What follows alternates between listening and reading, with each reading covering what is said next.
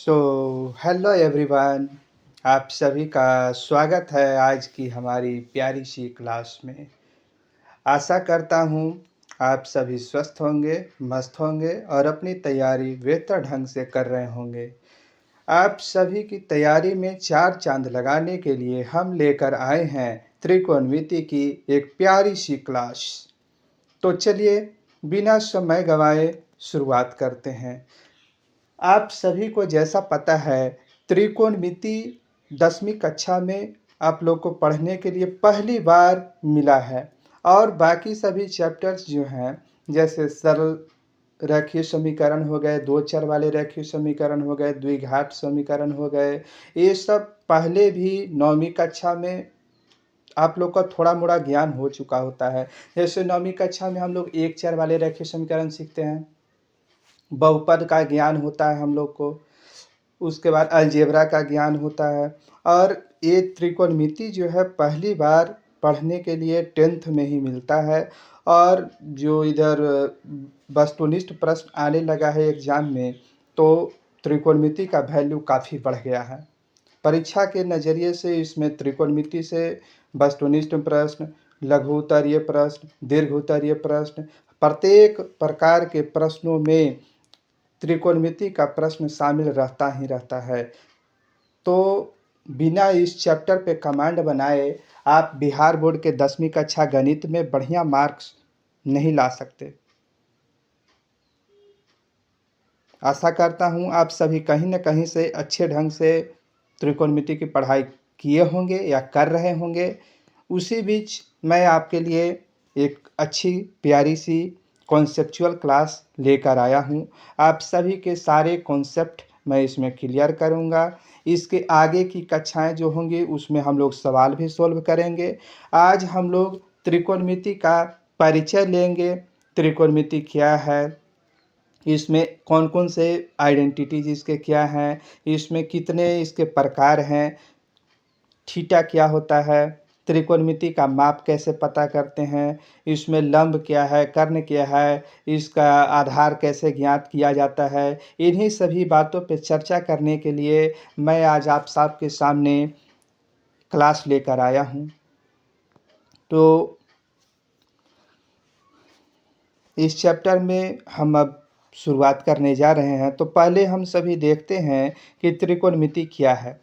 त्रिकोणमिति दो शब्दों से मिलकर बना है, त्रिकोण प्लस मिति। त्रिकोण प्लस मिति, त्रिकोण मतलब त्रिभुज का तीन कोण होता है। तीन कोण का मिलकर त्रिभुज बनता है। तीनों कोणों से मिला हुआ जो डायग्राम हमारे पास बनता है, जो इमेज होता है, उसको हम लोग क्या बोलते हैं, त्रिकोण।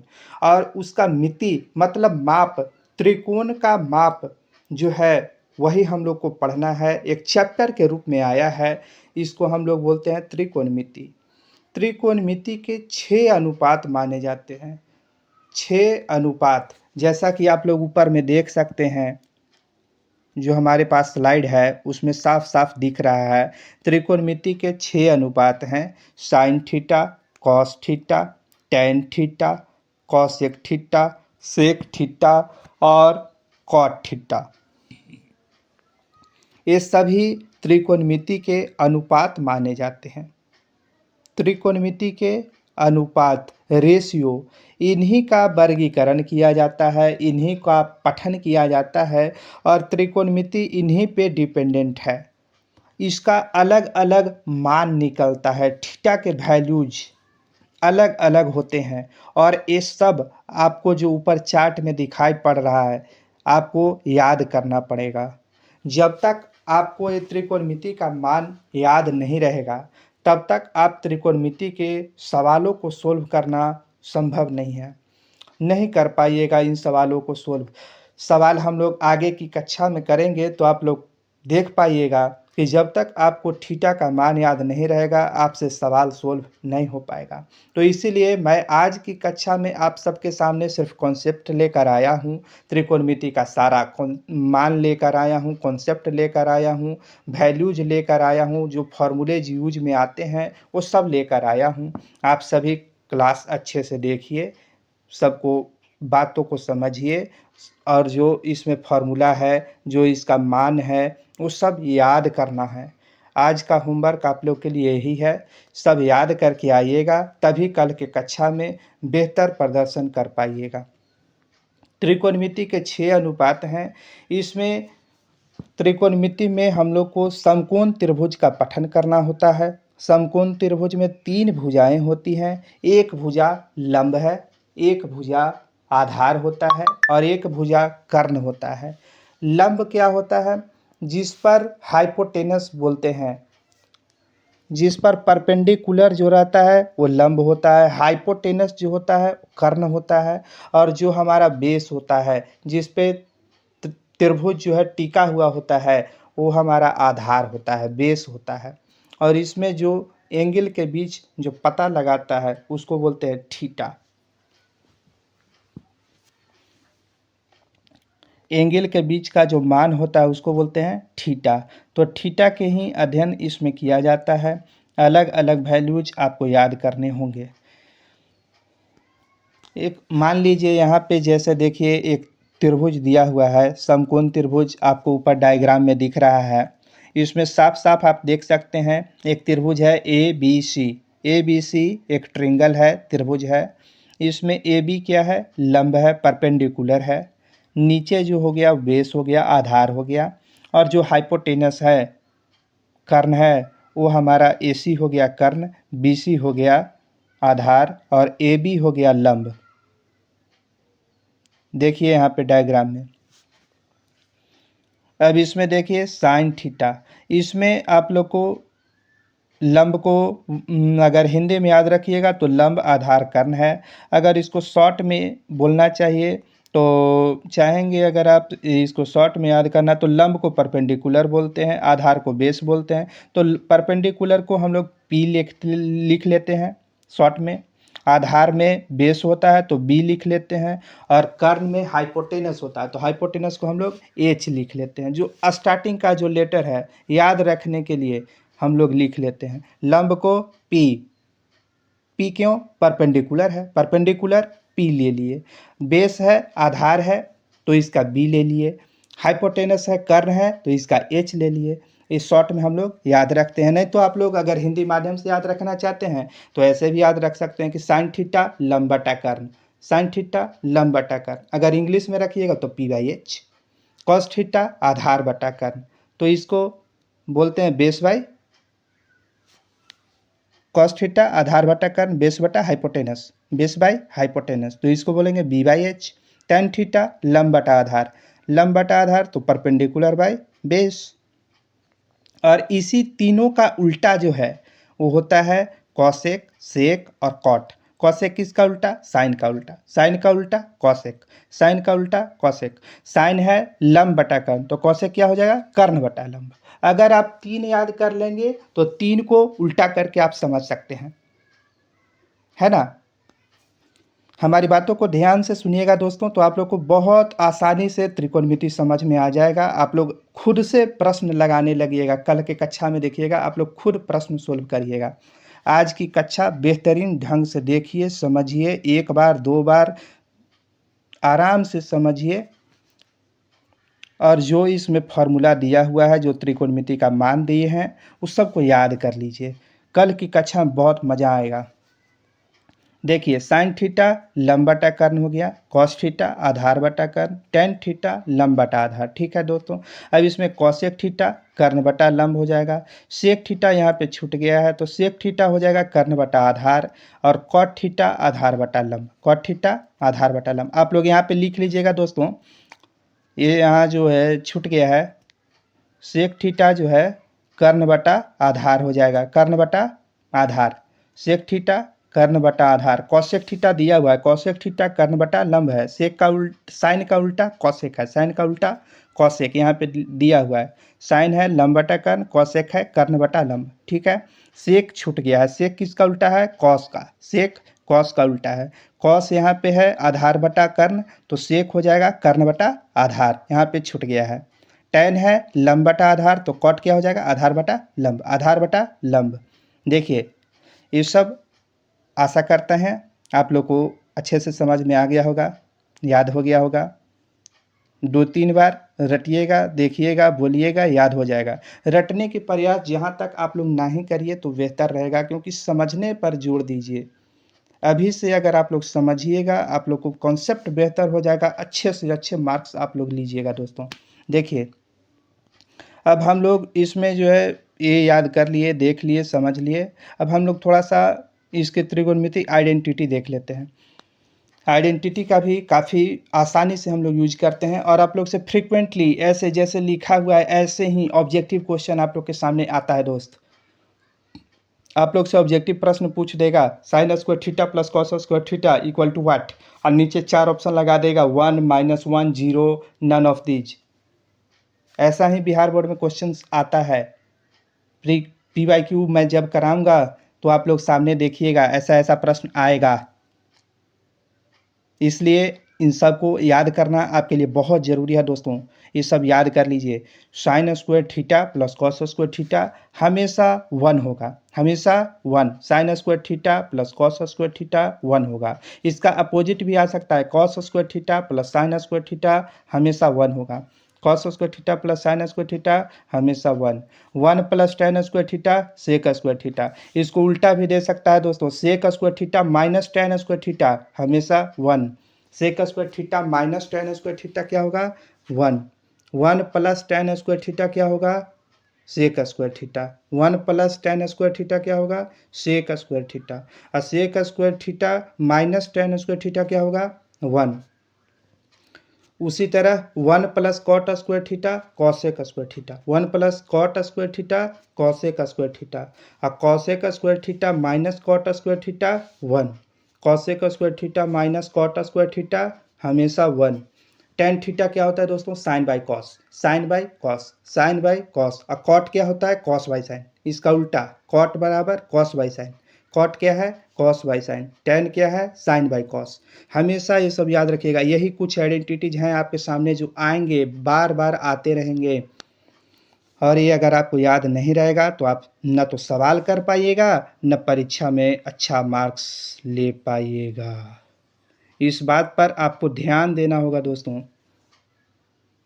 बहुत कम है, आप चाहिएगा 2 बार 3 बार 4 बार पढ़िएगा, याद हो जाएगा। क्लासेज को ही 2 बार 3 बार देख लीजिएगा, आपको ये आराम से याद हो जाएगा। मैं इतना बार बोल रहा हूँ किस लिए, आप लोग के लिए, आप आसानी से समझ पाएँ, इसको याद कर पाएँ, इसीलिए तो बोल रहा हूँ। आपको सुन के याद हो जाएगा।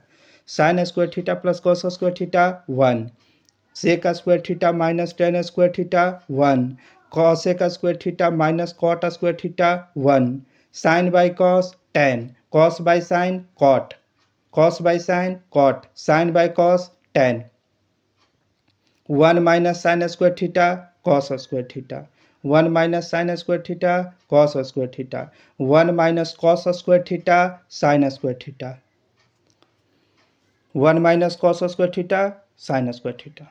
सेक square theta minus tan square theta 1। Cosec square theta minus cos square theta 1। Sine square theta plus cos square theta 1।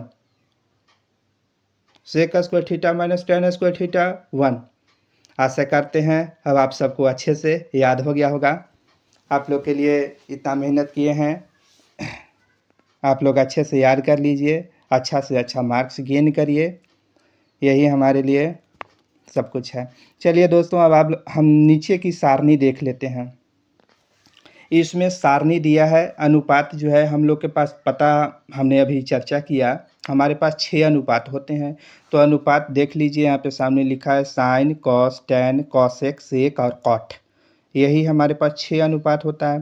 अब इसमें 0 डिग्री का मान, 30 डिग्री का मान, 60 डिग्री का मान, 45 डिग्री का मान, 90 डिग्री का मान दिया है।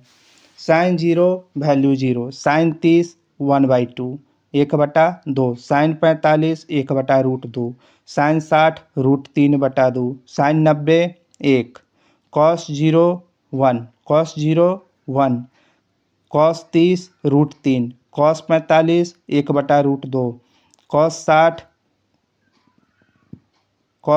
1/2, cos 60 1/2, cos 90 0, cos 90 0, tan 0 value 0, tan 30 1/√3, tan 45 1, tan 45 1, tan 60 √3, tan 90 infinity. आप इसको परिभाषित नहीं किया जा सकता।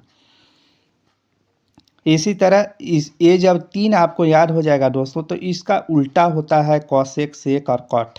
जैसे साइन 0 वैल्यू 0 है, तो यहाँ पर जो है इन्फिनिटी हो जाएगा। Cosec 0 infinity, sign cosec 32, cosec 32, cosec 32 कैसे, साइन 31/2 है तो कॉसेक 32 हो जाएगा। यहाँ पे साइन 45 1/√2 है तो कॉसेक 45 सिर्फ √2 हो जाएगा।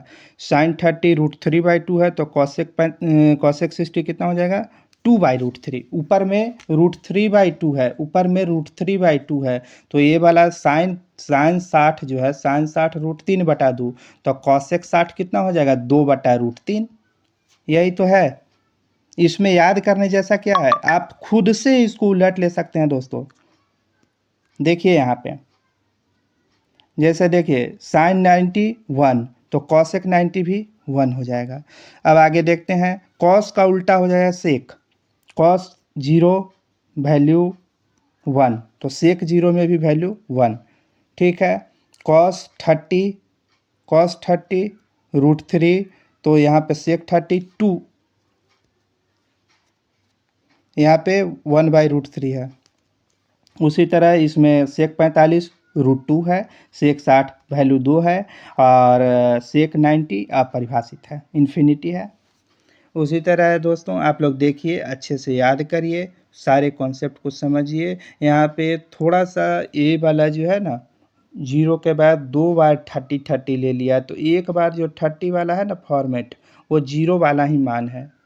तो आप लोग इसमें चिंता मत करिएगा, चाहे गड़बड़ाइएगा नहीं। देखिए यहाँ पे जो 0 है वो 30 वाला जो एक बार लिखा है, वो सेम वैल्यू पुट कर दिया है, तो इसमें गड़बड़ाने की बात नहीं है। बाकी सब जो आगे है ना, 30 45 30 45 60 90 है ना, तो ये सब सही है, आगे वाला सब सही है।